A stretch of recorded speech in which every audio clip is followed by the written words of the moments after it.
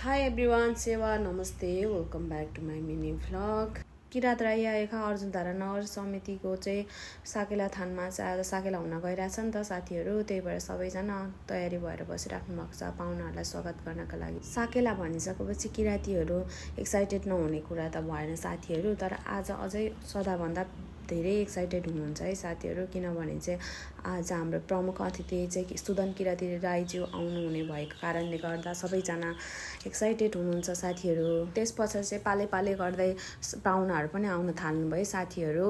एकैछिन पछाडि हाम्रो प्रमुख अतिथि पनि आइसक्नुभयो साथीहरू। यहाँ हेर्नु हाम्रो आमा चाहिँ खुसी भएर अगाडि अगाडि फुल दिँदै हुनुहुन्छ, माइजूहरू पनि सबैजनाले स्वागत गर्दै हुनुहुन्छ साथीहरू। उहाँ आइसक्नु भएपछि सबैजना अत्तालिएर हो कि के भएर सबैजना छटपष्ट भइराख्नु भएको थियो है साथीहरू।